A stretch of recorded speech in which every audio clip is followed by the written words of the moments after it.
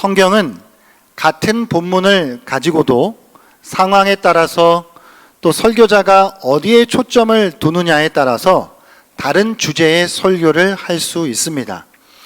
오늘 본문은 한편으로는 중풍병자의 그 친구들의 믿음에 대하여 주제를 가지고 설교를 할 수도 있지요. 그래서 때로는 우리가 전도를 생각하면서 이 본문을 생각해 볼 수도 있고요. 그러니까 주변에 우리가 함께 믿음의 동력자들을 통해 함께 주님 앞으로 나아간다는 주제들을 다룰 수도 있습니다. 그러나 또 한편으로 이 본문은 예수님이 누구신지에 대한, 예수님의 권세가 무엇인지에 대한 그런 주제로 설교를 할 수도 있는 그런 본문입니다. 저는 오늘 후자에 초점을 맞추어서 예수님이 정말 어떠한 분이신지, 예수님이 어떤 권세를 가지신 분이신지에 대한 그런 말씀을 가지고 함께 은혜를 나누고자 합니다. 오늘 이 본문 기사에 보면 신성 모독에 대한 것으로 갈등이 일어나는 것을 보게 됩니다. 유대 종교 지도자들은 예수님께 신성 모독이라는 혐의를 뒤집어 씌우죠. 하지만 독자들은 곧 이어서 진짜 하나님을 모독한 사람이 누구인지를 발견하게 됩니다. 거동할 수도 없는 중풍병자를 고쳐주신 예수님이 하나님을 모독한 사람인지, 아니면 놀라운 능력으로 주위 사람들이 하나님께 영광을 돌릴 수 있는 그 일에 대하여 예수님을 신성 모독이라고 비판한 종교 지도자들이 오히려 하나님을 모독한 사람인지, 그것을 곧 독자들은 알 수 있게 된다는 말입니다. 중풍병자를 고쳐주심으로써 예수님께서는 그분의 권위를 죄 용서와 연결시킵니다. 눈에 보이는 치유의 이 행위가 영적인 권위를 입증시켰고, 눈에 보이지 않는 죄의 용서를 입증시켰다는 말이죠. 예수께서는 단순히 우리의 육체의 질병을 고쳐주시는 분만이 아닙니다. 우리의 영혼의 심각한 질병인 죄의 문제를 해결해 주시는 분이라는 사실을 드러내주고 있는 본문 말씀이라는 것입니다. 예수님께서 어떤 권세를 가지시고 계시는지, 그것을 우리는 바르게 알아서 우리가 그분의 권세로 인하여서 우리의 영혼의 자유함을 얻고 그리스도 안에서 우리를 온전히 회복시키시는 그 은혜를 누리는 우리 성도들 되시기를 주의 이름으로 축복합니다. 오늘 본문의 공간적인 배경은 가버나움이라는 곳입니다. 누가는 그것을 생략하고 있지만 동일 본문을 기록하고 있는 마가는 그곳이 가버나움이라고 하는 것을 밝혀주고 있습니다. 예수님께서 가버나움에서 여느 때와 마찬가지로 하나님의 말씀을 가르치고 계셨습니다. 그때에 갈릴리의 여러 마을들과 그리고 조금 떨어져 있는 유대와 예루살렘으로부터 바리새인과 율법 교사들이 예수님의 말씀을 듣기 위하여 나아왔습니다. 여러분, 바리새인들이라고 하는 사람들은 그 바리새라는 이름 자체가 분리된이라고 하는 뜻을 가지고 있거든요. 그러니까 참 세상에서 분리된 사람들입니다. 참으로 꼼꼼한 성경 해설자이들 뿐만이 아니라 이들은 일상생활 속에서 그 율법의 작은 원칙들을 하나하나 적용해 나아가기 위해 정말 매진했던 사람들이었다는 것이죠. 유대 역사가 요세푸스에 의하면 예수님 당시에 이 바리새인들의 숫자가 대략 6천여 명 정도로 그렇게 기록하고 있습니다. 어찌 보면 아주 많은 숫자는 아닐 수 있지만 그들이 유대 사회에 미친 영향력은 매우 대단했다라고 하는 것이죠. 종교적인 면에서 따진다고 한다면 바리새인들을 따를 자는 없었다고 합니다. 뿐만 아니라 서기관들, 율법 교사들은 어떤 사람들입니까? 이들은 모든 율법의 규칙들과 규례들, 그걸 너무나도 잘 알고 있는 율법의 전문가들이었습니다. 이 서기관들은 율법에다가 자기의 존재 이유를 거기다가 두고 살았던 사람들이죠. 율법에 살고 율법에 죽었던 사람들이 바로 이 율법 교사들, 서기관들이었다는 것입니다. 바리새인들이 언제부터 이렇게 생겨나기 시작했을까? 자료에 의하면 아마도 유대 백성들이 바벨론에서 이제 포로를 마치고 유다 땅으로 다시 돌아왔었던 때, 주전 한 5세기경이죠. 그때에 이 백성들이 다시 무너져 있는 자신들의 공동체를 세워나가야 하는데, 너무 모든 것들이 많이 무너져 있으니까 예전처럼 다윗 때처럼 솔로몬 때처럼 그 어떤 민족의 그 부강한 나라, 그런 것들은 꿈꿀 수조차 없는 상황이었다고 해요. 그래서 그렇다면 우리가 그렇게 나라를 일으켜 세울 만한 소망을 두지 못할 바에는 어디에 소망을 두고 살아가야 하느냐라고 하는 것이 이들의 관심이었는데, 그 관심이 바로 율법을 향해 가게 되었다는 것입니다. 그러니까 율법을 지키는 일이 자신들의 존재의 목적을 이루어내는 일이다라고 그렇게 여기기 시작했다는 것이죠. 그러니까 나라를 강한 나라로 세우는 일은 정말 그 엄두조차 못 내는 그런 상황 속에서, 그렇다면 우리는 우리의 정체성을 어디에서 찾을 것이냐? 우리는 율법에다가 우리의 정체성을 두어야겠다라고 그렇게 마음을 먹고 율법에 생명을 걸었던 그런 사람들, 그것이 아마도 이 바리새인들의 기원이 아닌가라는 그런 자료들이 있던 것을 보았습니다. 그런데 이 율법의 전문가들, 정말 일상생활 속에서 율법을 적용하기 위해 온 혈안이 있었던 그 사람들이 왜 그 예수님께 지금 나온 것일까요? 정말 예수님으로부터 어떤 새로운 가르침을 듣기 위해서 예수님께 나왔을까요? 아니겠죠. 그들은 오히려 예수님의 가르침 속에서 어떤 문제를 하나라도 발견하기 위해서, 그래서 뭔가라도 트집을 잡아내기 위해서, 그래서 결국은 예수의 그 권위를 말살시키려는 그런 의도를 가지고 예수님께 나아왔다는 것입니다. 여러분, 예수님의 그 공생의 기간 동안에 예수님의 사역을 우리가 세 가지 정도로 요약해 볼 수 있거든요. 첫 번째는 하나님 말씀을 가르치는 사역이었습니다. 두 번째는 복음을 전파하는 사역이었습니다. 그리고 세 번째는 치유하는 사역이었죠. 치유하는 사역은 특별히 병을 고치는 일들, 그리고 귀신을 쫓아내는 일들로 그렇게 나타났던 것입니다. 그런데 오늘 이 본문 17절을 우리가 좀 살펴보기를 원하는데, 본문 17절 말씀 한번 띄워주시겠습니까? 본문 오늘 누가복음 5장 17절을 보시게 되면, 하루는 가르치실 때에 라고 그렇게 시작하면서 후반부에 병을 고치는 주의 능력이 예수와 함께 하더라, 그렇게 이제 끝내고 있거든요. 그 사이에 갈릴리에로부터 시작해서 율법 교사들이 앉았는데 이렇게 그 사이에 들어있어요, 여러분. 그러면 여러분 저 문맥을 한번 보시면, 갈릴리로부터 시작해서 앉았는 데는 가로 안에다가 넣어놓고, 하루는 가르치실 때에 그 다음에 병을 고치는 주의 능력이 예수와 함께 하더라, 이 말을 한번 생각해 보세요. 이게 자연스럽습니까? 이게 자연스러우려면 어떻게 이어져야 될까요? 하루는 가르치실 때에 가르치는 능력이 주 예수와 함께 하더라, 이게 좀 더 자연스럽지 않겠습니까? 그런데 누가는 의도를 가지고 하루는 예수님께서 가르치실 때에 병을 고치는 주의 능력이 예수와 함께 하더라, 그렇게 기록하고 있거든요.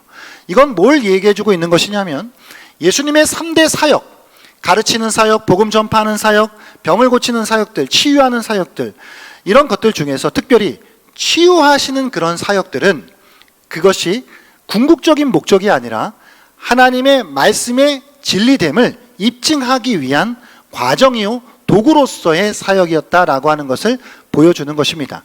그러니까 예수님이 하나님의 말씀을 가르치시는데, 그 하나님의 가르침, 예수님의 가르침이 그것이 진정 진리구나, 그것이 생명이구나, 그것이 능력이구나 라고 하는 걸 입증할 것이 있어야 하잖아요. 그것이 여러 가지 치유하시는 사역들을 통해 그것이 뒷받침되었다라고 하는 것을 가르쳐주고 있는 것이죠.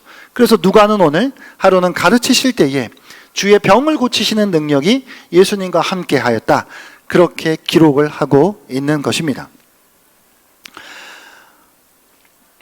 예수님께서 그 기적적인 치유의 이 사역들을 통하여서 자신의 신적 권위, 자신이 하나님의 아들 되심, 하나님 되심, 그것을 증명하셨던 것입니다. 예수님께서 자신이 오실 메시아이시며 하나님이 보내신 자라고 하는 그 사실을 알리시기 위하여 때로는 악한 영들을 쫓으시고 온갖 질병들을 하나님의 능력으로 물리치시고 고치셨다라고 하는 것입니다. 예수님이 공생의 기간 동안에 여러 병자들을 고치셨습니다. 오늘 본문 앞에서도 나병 환자를 고치시는 사건이 나오고요. 그리고 오늘 본문에서는 중풍병을 고치신 이야기가 나오고 있습니다. 이 환자의 병명이 중풍병이죠. 이것은 육체가 점점 말라지게 되고 몸이 굳어지게 되면서 결국은 스스로의 힘으로 몸을 가눌 수 없게 되어지는 그런 병을 말합니다. 그러니까 혼자 힘으로는 이제 도무지 이동할 수조차 없는 이 병자의 상태가 되었다는 것이죠. 그래도 다행인 것은 오늘 이 본문에 등장하는 이 중풍병자에게는 그를 도와줄 수 있는 그런 좋은 친구들이 있었다는 것입니다. 마가가 쓴 이 동일 본문에는 그 사람 숫자가 4명이었다라고 그렇게 말하고 있거든요. 그 4명이 그를 침상에다가 누워서 그를 줄에다가 그를 들고 예수님께로 데리고 나아가는 것입니다. 왜요? 그들에게는 예수님께서 그 친구의 이 중병을 고치실 수 있다라고 하는 그 믿음이 있었기 때문이라는 것이죠. 그런데 문제는 너무 수많은 사람들로 둘러싸여져 있었기 때문에 그들이 침상에 매여 있는 그 친구를 예수님께 데리고 나아가는 일은 거의 불가능해 보이는 상황이었던 것입니다. 특별히 당시 유대 전통에서는 이 병이라고 하는 것이 죄와 관련이 있다. 그래서 병이 있는 사람들은 죄가 있는 사람들이다 라고 하는 생각들이 이렇게 퍼져 있었기 때문에 그 4사람의 친구가 침상에 메어온 그 중풍병자를 그 임파스를 뚫고 들어간다라고 하는 건 참 이렇게 녹록지 않은 그런 상황이었던 것이죠. 뭔가 사람들의 배려가 있어야 했을 텐데 그 죄인에게 배려해 줄 리가 없었던 그런 상황이었기 때문입니다.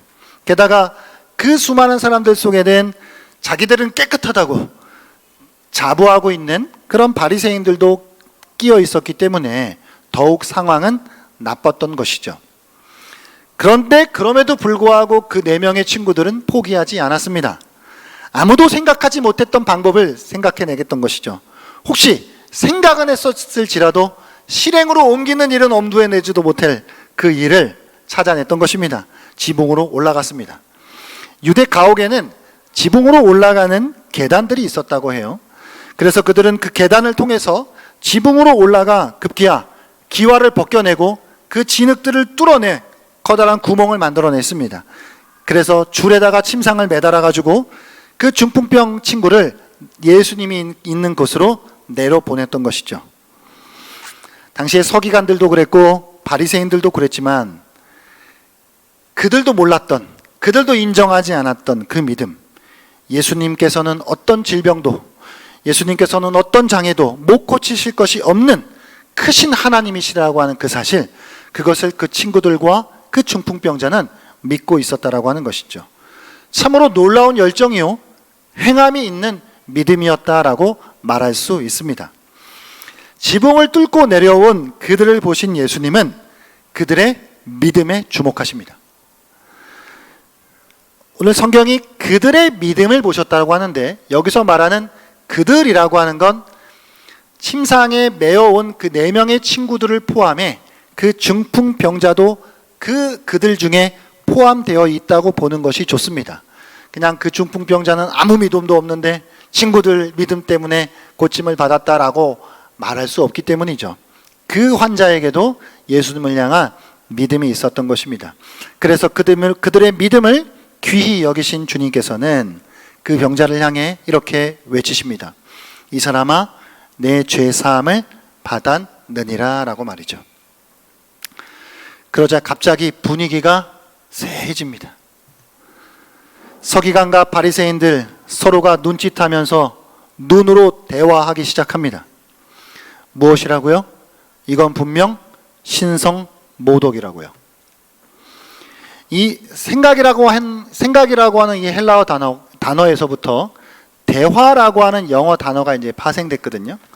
그러니까 이제 그들의 이 생각 속에 어떤 생각이 오고 가고 있는지, 결국은 서로 눈치를 주고 받으면서 대화했던 것이죠. 야, 이건 신성 모독이 분명해. 서로 입을 열어 말은 하지 않았지만 서로의 생각을 주고 받으면서 그들은 결론을 내렸던 것입니다. 사람의 마음까지도 꿰뚫어 보시는 예수님께서 그 서로의 눈짓으로 주고받는 그들의 대화를 들으시고 너희 마음에 무슨 생각을 하느냐라고 그렇게 물으십니다. 그리고 이렇게 오히려 물으시죠.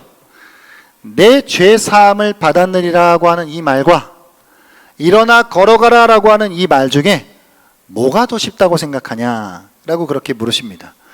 여러분, 제가 한번 여쭤보겠습니다. 죄 사함을 받았느니라라고 하는 말과 환자에게 일어나 걸어가라라고 하는 말 둘 중에 뭐가 더 쉽나요? 이게 표면적으로 보면 그래요. 내 죄 사함을 받았느니라고 하는 말이 훨씬 쉽습니다. 왜일까요? 말해놓고 결과가 확인이 안 됩니다. 진짜 죄 사함을 받았는지 안 받았는지 확인이 안 돼요. 그런데 일어나 걸어가라고 하는 말은 말이 떨어지기 무섭게 바로 결과가 확인이 되거든요. 그러니까 표면적으로 볼 때는 내 죄 사함을 받았느니라고 하는 말이 훨씬 쉽거든요. 그런데 실제적으로는 예수님께 내용적으로 한번 생각해 볼게요. 예수님께는 뭐가 더 쉽겠습니까? 내 죄 사함을 받았느니라고 하는 말과 일어나 걸어가라고 하는 말, 예수님께 말고, 그러니까 일반적인 우리 사람들에게 있어서는 이 말이 그러니까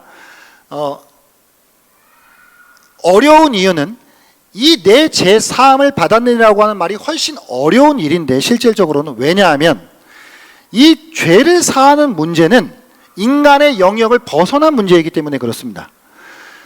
그러니까 표면적으로 볼 때는 죄 사함 받았느냐고 하는 말이 쉬운 말이지만 실질적으로는 죄 사함 받았느냐고 하는 말이 훨씬 어려운 말이에요. 왜냐하면 이거는 우리 인간으로 할 수 있는 일이 아니기 때문에 그렇죠. 우리의 영역을 벗어나는 있는 일이기 때문에 이 말이 훨씬 어려운 말입니다. 그런데 예수님께서 더 어려운 말인 이 죄 사함을 받았느니라고 하는 말을 일부러 하신 이유가 뭘까요? 그 하신 이유는 예수님께서는 병을 고치시는 능력을 가지신 분일 뿐만 아니라 예수님께서는 우리의 영혼의 죄 문제를 사하시는 능력을, 그 권세를 가지신 분이라고 하는 그 사실을 저들에게 알려주시기 원하셨기 때문인 것이죠. 할렐루야.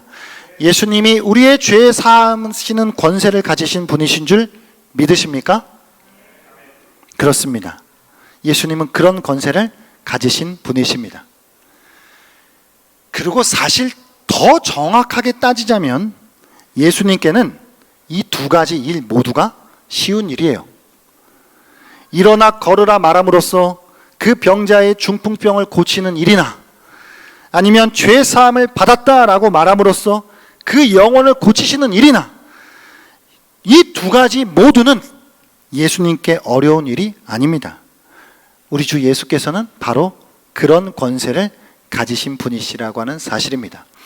오늘 말씀을 통해 우리가 이 예수의 권세를 붙잡고 이 예수의 권세를 온전히 믿음으로 말미암아 이 권세 아래 자유를 누리는 그런 은혜의 삶을 사랑하는 성도들 되시기를 축복합니다. 예수 안에 있는 이 병을 고치시는 능력, 그걸 통해서요, 결국 주님께서는 궁극적으로 죄 사함의 능력을 보여주시기를 원했습니다. 그래서 주님은 이제 그 중풍병자에게 일어나 내 침상을 가지고 집으로 가라 라고 그렇게 말씀하시죠. 그러자 즉시로 병자는 고침을 받고 일어나 자신이 누워 있었던 그 침상을 가지고 집으로 돌아갑니다. 이전에 자신을 받쳐주었던 침상인데 이제는 그가 침상을 받쳐들고 집으로 걸어가고 있는 것이죠. 예수님께는 병을 고치는 능력이 있습니다. 믿으십니까? 우리의 모든 연약함을 고치시는 능력이 있는 분이신 줄 믿습니다.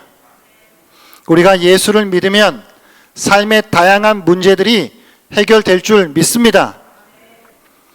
병이 낫고 삶의 문제가 해결될 수 있습니다. 하지만 병을 고침받는 문제보다 더 중요한 것이 죄 사함 받는 문제입니다. 저는 여러분들께서 예수님을 믿고 예수님 때문에 삶의 여러 고민들이 해결되시고 삶의 여러 문제들이 해결받기를 진심으로 원하고 바라고 축복합니다. 그러나 그보다 근본적인 문제가 있다는 사실을 우리는 잊지 않아야겠습니다. 하나님이 예수 그리스도의 형상으로 인간이 되셨을 때 사람들은 보이지 않는 그 하나님을 볼 수 있는 기회를 얻었습니다. 예수님의 성품을 살펴보며 사람들은 하나님의 마음을 보았고요. 예수님의 여러 기적들을 목격하면서 사람들은 하나님의 능력을 보았습니다.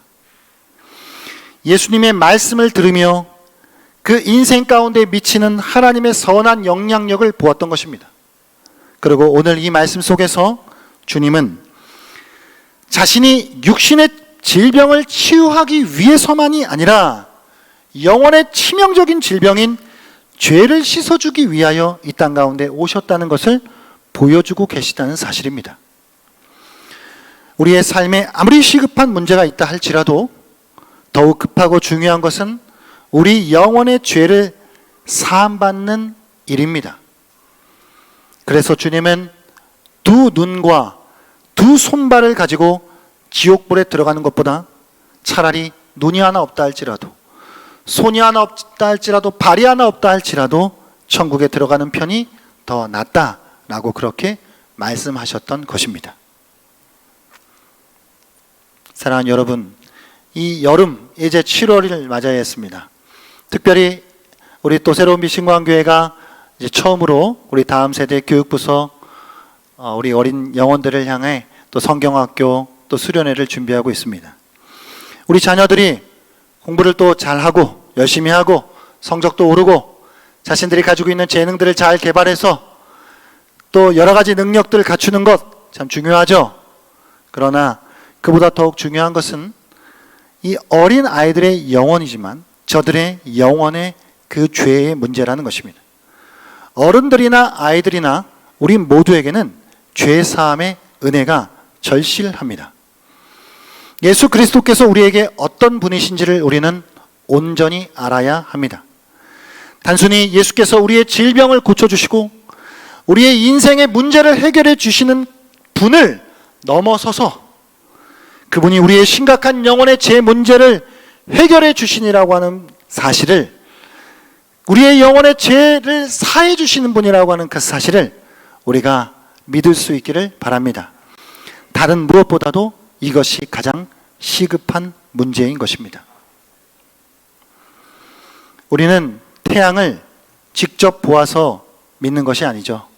눈부셔서 태양 직접 못 봅니다. 우리가 태양을 믿을 수 있는 것은 태양 때문에 모든 것을 볼 수 있기 때문에 우리는 태양이 거기 있다는 것을 믿을 수 있습니다. 우리는 하나님을 직접 볼 수 있어서가 아니라 하나님 때문에 모든 것을 볼 수 있기 때문에 우리는 하나님을 믿을 수 있습니다. 그러나 하나님이 보시기 한 그 모든 것이 목적이 아니죠. 그것을 보게 하신 하나님이 우리의 목적이 되어야 하는 줄 믿습니다. 손가락을 뻗어 밤하늘에 떠있는 아름다운 별을 가리킬 때 우리의 시선은 손가락에 머물러서는 안 됩니다. 그 손가락이 향하고 있는 저 찬란한 별을 향해 우리의 눈을 향해야 할 줄 믿습니다. 우리 주님께서 우리의 질병을 고치시겠지만, 우리의 문제를 해결해 하시겠지만, 주님은 그런 능력을 넘어서 있는 분이십니다. 우리의 영혼의 죄 문제가 그 무엇보다도 중요하고 근본적이며 가장 시급한 문제임을 믿습니다.